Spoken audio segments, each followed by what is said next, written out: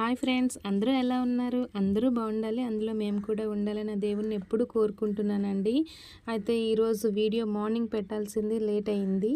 ఈరోజు నవరాత్రుల్లో 3వ రోజు శ్రీ అన్నపూర్ణాదేవి పూజ అయితే ఈరోజు ఈ విధంగా నేను చేసుకున్నానండి.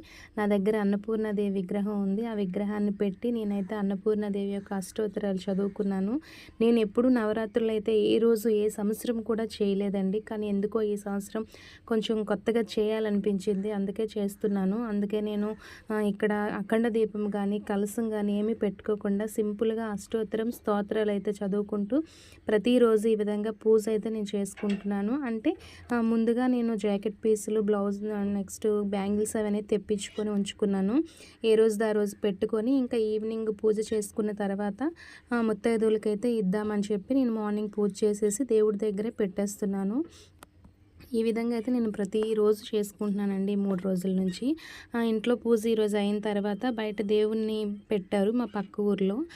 అక్కడైతే దుర్గాదేవిని చూసి మేము జనరల్గా అర్చన చేసుకుందామని చెప్పి వెళ్ళాము. కానీ మేము వెళ్ళే టయానికి అక్కడ కుంకుమ పూజ స్టార్ట్ చేస్తున్నారు.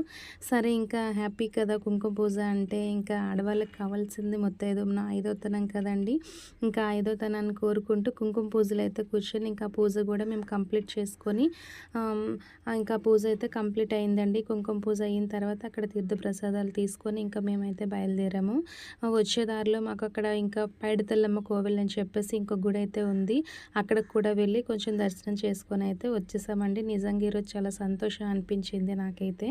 ఓకేనా ఫ్రెండ్స్, వీడియో నచ్చితే లైక్ చేయండి. Thank you for watching. జై దుర్గా భవాని.